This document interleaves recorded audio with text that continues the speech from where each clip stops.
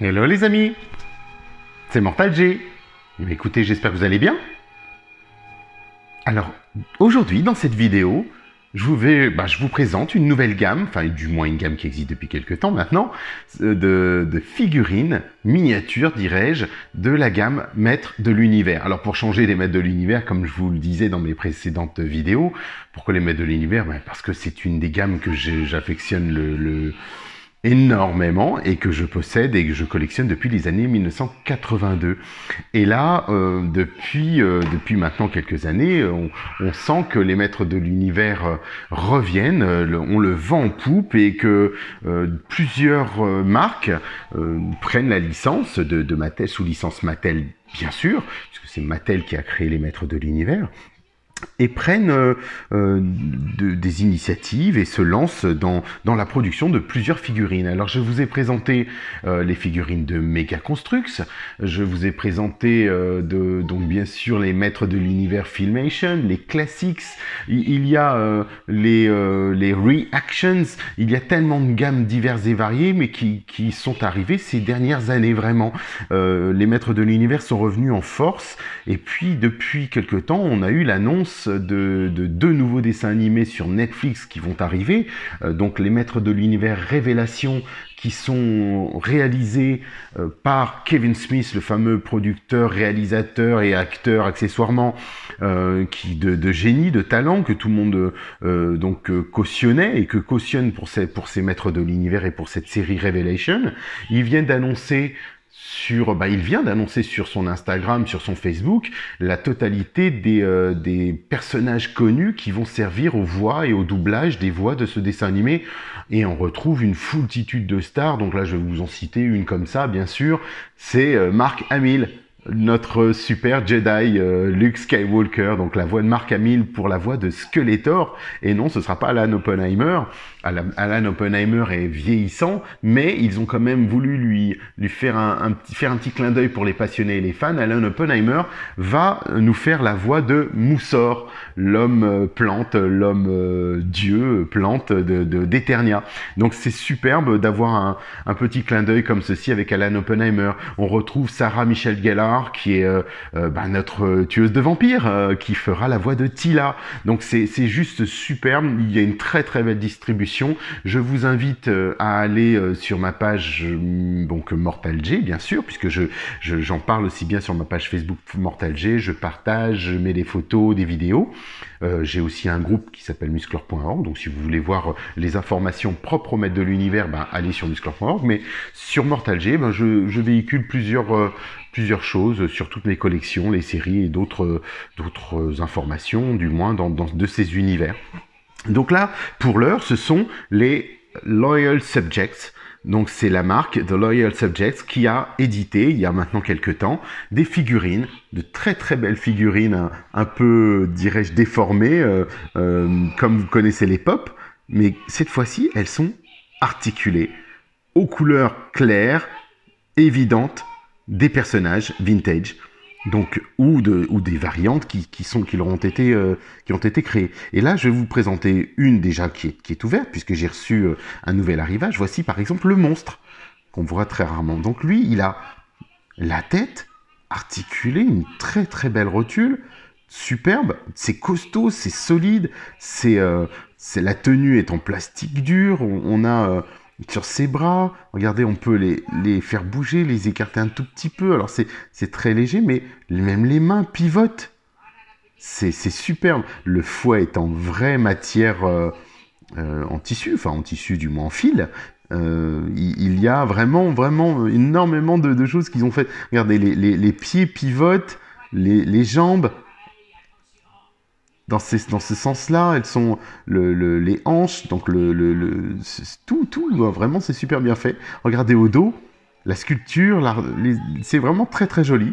Les couleurs sont vives, plutôt brillantes, chatoyantes, et c'est vraiment fun parce que ils ont aussi dans cette même gamme créé des variantes. Donc regardez le monstre rouge par exemple, qui lui est un personnage qui reste quand même généralement rare dans les gammes, puisqu'il fait référence au monstre que l'on a connu dans les premiers comics des Maîtres de l'Univers, version Alfredo Alcala. Donc ils nous l'ont édité dans une version Loyal Subjects, donc voici le monstre dans sa version normale, que vous connaissez tous, ou du moins celle qui a été déclinée aussi bien dans le dessin animé que dans les jouets, et dans la version Alfredo Alcala. Il y a eu quelques temps de ça maintenant, à la San Diego Comic Con ou à la PowerCon peut-être, je me souviens plus. C'était une figurine qui a été faite dans la gamme Classics, que j'ai aussi, et ils ont fait un monstre tout rouge pour faire référence à celui-ci. Regardez par exemple, Musclor, ils ont sorti le tigre de combat et Pantor. Et on peut bien sûr y glisser un Musclor. Donc c'est vraiment super, c'est très mignon, c'est kawaii comme diraient nos amis japonais. Et là vous avez un Pantor qui est plutôt bien articulé aussi, la tête pivote à droite, gauche avec une rotule. On peut lui enlever tout simplement, regardez comment on peut le clipper sur son dos. Et les pattes, elles sont articulées au bas. C'est plutôt sobre. Ça ferait presque référence à des jouets pour jeunes enfants. Des gammes Imaginext ou ailleurs. Regardez la queue, elle pivote, les pattes arrière. Donc vraiment, non, il y a quelque chose de super sympathique avec des petites rotules. Là, regardez, hop. C'est sommaire, mais très bien fait. Regardez ce beau Pantor, il est plutôt sympathique, hein, c'est agréable. Et pareil, on a son pendant, bien sûr. Alors, je n'ai pas le Pantor floqué, certains vont certainement faire la remarque, mais il existe. Vous pouvez avoir un Pantor floqué. Le seul reproche que je ferai à ce tigre de combat, voilà, regardez, je force un petit peu, mais volontairement, pour vous montrer, le casque ne s'en va pas sur lui. Donc, c'est dommage, hein. Mais bon. Il est très très beau, regardez la tête, elle pivote, très belle rotule aussi. Donc je voulais aussi vite que je vous ai présenté la gamme Mega Construct, je voulais vous présenter cette petite gamme de Loyal Subjects qu'on trouve qui est très difficile. C'est pour ça que je la présente assez rapidement, parce qu'elle est dure à trouver. On la trouve aux États-Unis, on la trouve sur des marchés eBay ou ailleurs, mais ça reste une gamme pour les collectionneurs, donc c'est pas facile à trouver et elles sont pas données du tout. Donc voilà, vous savez, je vais vous présenter la manière dont elles sont vendues, distribuées, pour que vous puissiez soit vous faire une idée, si elles vous plaisent. De toute façon, moi je ne m'adresse qu'à des collectionneurs, je ne peux pas dire que ce soit pour les enfants au vu du prix des joujoux, et c'est vrai que ce qui nous différencie quand on devient adulte et quand on dit qu'un homme grandit, c'est le prix de ses jouets. En fait, nos voitures, elles coûtent plus cher que les petites voitures qu'on avait avant. En l'occurrence, moi j'ai une K2000 taille 1.1, donc elle m'a coûté, ça coûte un certain prix, donc on n'est plus du tout dans la K2000 miniature que j'ai, ou les K2000 miniatures que j'ai à la maison. Mais voilà, là c'est le même exemple, donc je trouve ça plutôt mignon d'avoir un Pantor réduit, miniature. Attendez, on va pousser plus loin, on va aller le mesurer s'il le faut. Regardez, il fait en longueur 12 cm, en hauteur, allez, combien à peu près? 5 cm? Allez, jusqu'ici. 5 cm et demi. Voilà, bon, ça vous donne une idée de la figurine en elle-même. Alors là, on n'a pas la même proportion, c'est presque un Pantor bébé, vous voyez? Mais c'est super sympa de l'avoir fait. Regardez par exemple le monstre. On a une figurine d'environ 8-9 cm, 8 cm et demi. Mais c'est super sympa.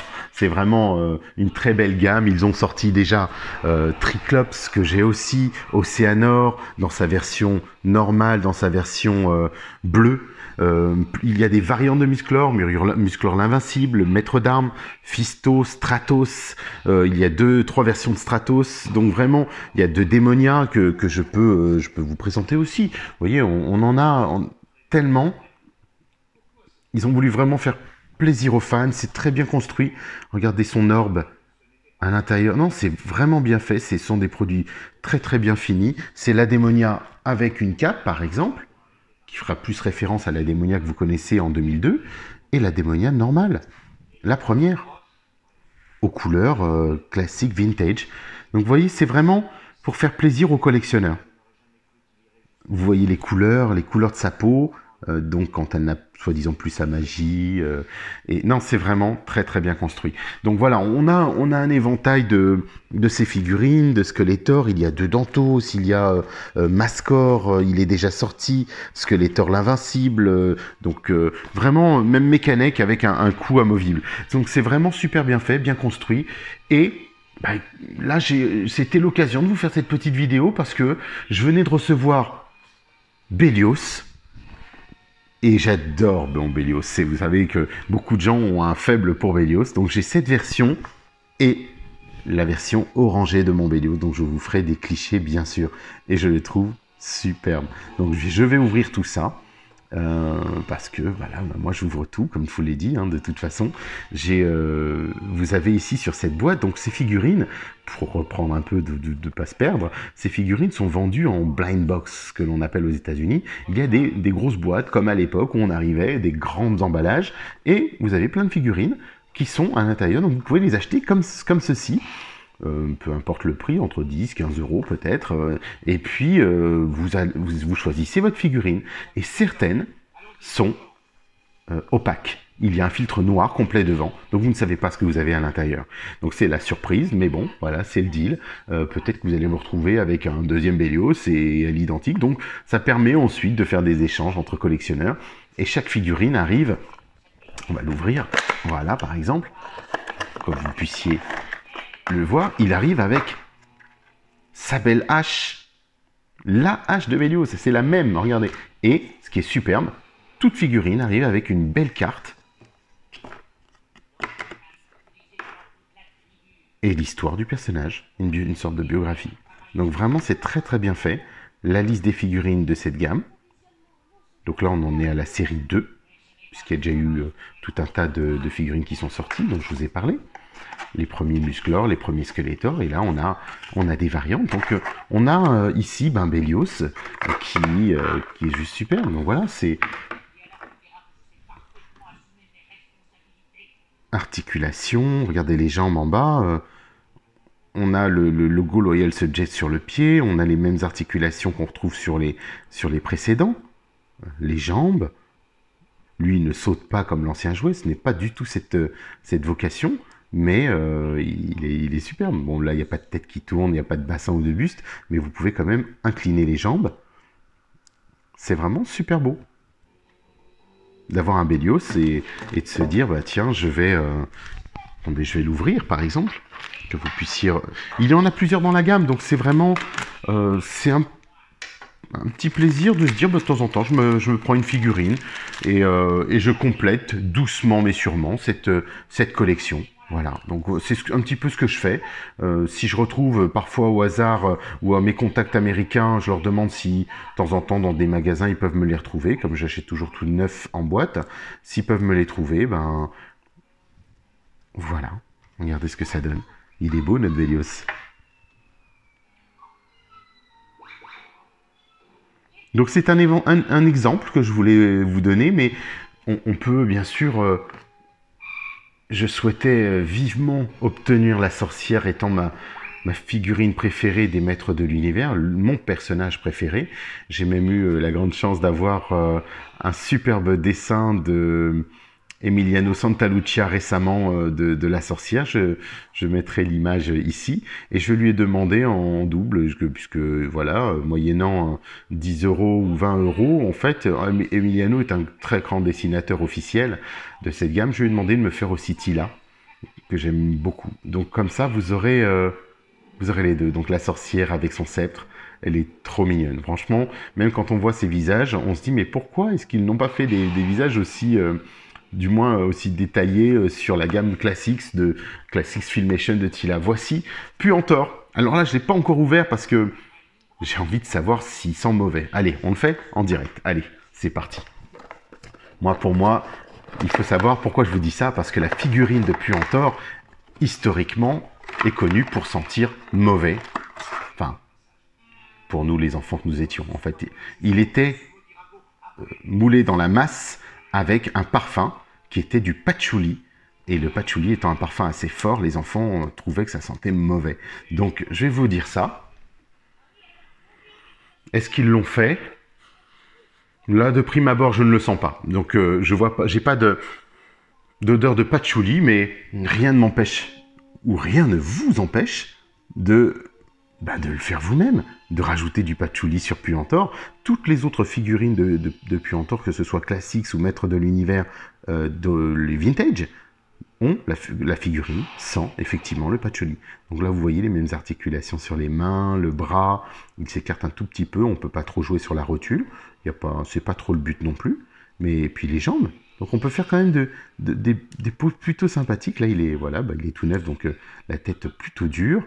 Le buste pivote aussi, donc vraiment très très sympa. Voilà, je continue, hein, de toute façon, moi ce sont des figurines que j'ouvre, donc je ne garderai pas, les boîtes je les plie, je conserve tout et je garde des archives de tout ceci, puisque je ne jette pas non plus vous savez, quand on achète une figurine des maîtres de l'univers, la carte, je garde les cartes bien sûr. Donc voilà notre Puantor. Et dans sa version, on a aussi Oceanor, qui est pour savoir, quand il est sorti dans les années 80, ils se sont dit, on va réutiliser le moule de Oceanor pour créer Puantor. C'est exactement la même tête repeinte. Le même corps d'ailleurs, dirais-je. Regardez, ils ont juste changé l'armement, les armures, l'équipement. Ils lui ont mis la tenue de mécanique et un autre bouclier qu'ils avaient. Voilà, donc on retrouve la même figurine repeinte en fait, mais c'est juste génial. Et puis Puantor est un personnage que j'ai toujours aimé, donc puis c'est difficile dans cette gamme. Donc voici pour terminer sur Oceanor. Pourquoi je termine sur Oceanor? Eh ben j'espère qu'il va nous faire le lien avec la prochaine vidéo des maîtres de l'univers dans la série Mondo. Mondo, comme je le précisais, est un des nouveaux créateurs qui fait des figurines sous licence des maîtres de l'univers, des grandes figurines articulées de 30 cm qui sont juste splendides, qui sont des grands mannequins articulés de collection. Attention, ils ne sont pas donnés du tout, on est loin du jouet pour enfants, on est dans une gamme qui monte à 160 €, 170 € par figurine, que l'on trouve sur le site internet mondotease.com. Tees. Donc si le cœur vous en dit, ça vous permettra de voir un petit peu ce qu'ils font. Il y a eu, comme je le précisais, Musclor, Skeletor, Fakor, Spectror que je viens de recevoir, dont je vous ai fait aussi la vidéo. Voilà, écoutez, on poursuit, hein. C'est super mignon. Moi j'aime beaucoup cette gamme aussi de Loyal Subject, parce que j'en ai plusieurs, oui c'est vrai, j'en ai plusieurs. J'ai hâte de pouvoir réexposer toutes mes collections, parce que il fut un temps tout était exposé, mais j'avais tout remis dans des bacs, dans l'espoir d'un déménagement qui tarde, puisque bon après j'ai quelques souffrances en ce moment et des soucis de santé qui m'ont un peu bloqué le dos, mais c'est pas grave, on repousse, et puis si c'est pas cette année, ce sera après, mais voilà, je vous présente quelques autres figurines Glow in the Dark, qui brillent dans la nuit, qui étaient des éditions exclusives, spéciales, de convention.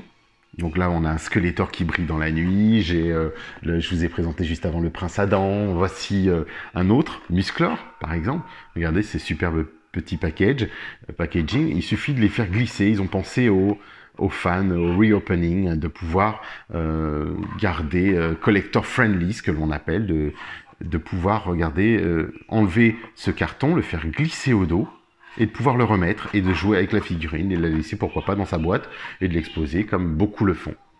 Voilà, on a fait le tour pour cette petite gamme. Donc il y en a d'autres, hein, bien sûr. J'en ai, comme je vous le disais, j'en ai plusieurs, maître d'armes, Fisto, je répète, je réitère, mais voilà, j'essaierai de les compléter. Certaines sont plus rares que d'autres, comme beaucoup dans la gamme des maîtres de l'univers. Et puis, au moins, comme ça, vous avez un éventail de cette gamme Loyal Subject des maîtres de l'univers qui est plutôt sympathique à avoir. Et puis, ça vous permettra de vous faire pourquoi pas des beaux dioramas, des beaux décors, et de les mettre dedans ou de les prendre en photo à l'extérieur. Je vous dis donc à très vite. Pensez au petit pouce, qui fait plaisir, et abonnez-vous tout de même. Et puis je vous rappelle, j'ai toujours la page Mortal G sur Facebook, qui nous permet d'échanger, de parler directement, de s'écrire, de nous écrire, de nous envoyer des petits messages, et je vous remercie toutes et tous. et de vous retrouver au fur et à mesure plus nombreux. Ça fait vraiment plaisir. C'est voilà, on peut partager les passions et partager les vôtres. Et je vous dis donc à très très bientôt encore. Mille merci.